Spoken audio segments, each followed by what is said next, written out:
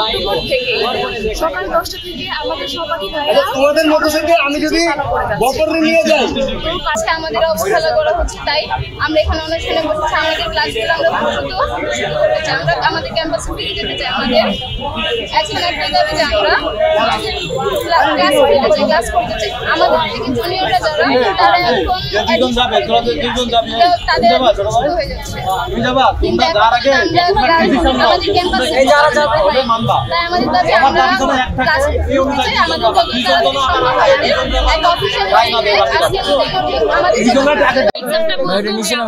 আমাদের ঢাকা সেন্ট্রাল ইউনিভার্সিটির মাধ্যমে মান্ডারেশন নেওয়া হয়েছে। আর কয়েক বছর যাবত যে এখান যে ছাত্ররা যে এক্সামটা নিচ্ছে তখন কিন্তু এখানে নেগেটিভ মার্ক ছিল না, কিন্তু আমরা নেগেটিভ মার্ক দিয়ে হচ্ছে এক্সামটা নিয়েছি। আর তখন আমাদের বলা হয়েছে যে আমাদের এই 24-25 ব্যাচটা আছে, এই 24-25 ব্যাচ থেকেই হচ্ছে আমাদের শুরু হবে যে ঢাকা সেন্ট্রাল ইউনিভার্সিটির ক্লাসটা শুরু হবে।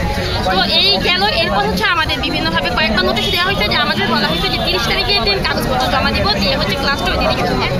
এরপরে আবার নোটিশ দেওয়া হয়েছে যে 30 তারিখ থেকে হচ্ছে 15 তারিখ নভেম্বরের 15 তারিখ পর্যন্ত হচ্ছে কাগজপত্র জমা নেওয়ার ডেট। এইটাও মানছি, মানার পরবর্তীতে তারা কয়েকদিন 2-3 দিন আগে হচ্ছে নোটিশ দিচ্ছে যে হচ্ছে নভেম্বরের 15 তারিখ থেকে একদম নভেম্বরের 30 তারিখ অবধি থেকে শুধুমাত্র কাগজপত্র জমা নেবে, ক্লাসের কথা কিন্তু কিছু বলে নেই।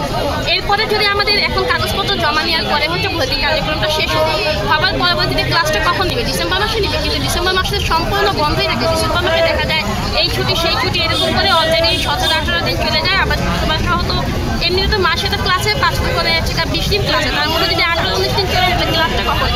আমাদের একদম 2025 সাল পুরোটা সালই তো নষ্ট। আমাদের সাথে যে ব্যাচমেটরা আছে তারা হচ্ছে ঢাকা ইউনিভার্সিটি, রাজশাহী ইউনিভার্সিটি, যে এগুলি না হয় বাদ দিলাম, যে সকল ন্যাশনাল কলেজে যারা ভর্তি হয়েছে তারা বলতে হচ্ছে ফার্স্ট সেমিস্টারের এক্সাম দিতে চায়, সেখানে এখন আমাদের ক্লাসই নেওয়া হয়নি। আমরা ঢাকা কেন্দ্রীয় বিশ্ববিদ্যালয়ে সকল একটা স্বতন্ত্র বিশ্ববিদ্যালয় ক্রাইটেরিয়া মাইনে এই জায়গায় আমরা পরীক্ষা দিয়েছি এবং নেগেটিভ মার্ক সহ সব কিছু ছিল। তো অনেক শিক্ষার্থী, হাজার হাজার শিক্ষার্থী যুদ্ধ করে আজ আমরা এই জায়গায় এসেছি, কিন্তু প্রশাসনের কিছু গাফলতির কারণে এখন আমরা ক্লাসে ঢুকতে পারিনি। আমাদের বারবার ডেট পিছানো হচ্ছে। তো আবার অনেক জায়গায় শুনতে পাচ্ছি যে এই প্রস্তাবিত বিশ্ববিদ্যালয় না কেন্দ্রীয় বিশ্ববিদ্যালয়ের এই জায়গা থেকে অনেক সমস্যা হচ্ছে, আমাদের নাকি জাতীয় বিশ্ববিদ্যালয়ের মতো একটা প্ল্যানিং চলছে নাকি। কিন্তু আমরা আমাদের দিক থেকে বলতে চাই জাতীয় বিশ্ববিদ্যালয়ের প্ল্যান মতো কোনো পথ নাই, এটা কখনোই সম্ভব না, এটা আমাদের কখনোই সম্ভব হবে না, আর এটা আমরা কখনোই মানব না, যাতে আমাদের শেষ রক্তবিন্দু পর্যন্ত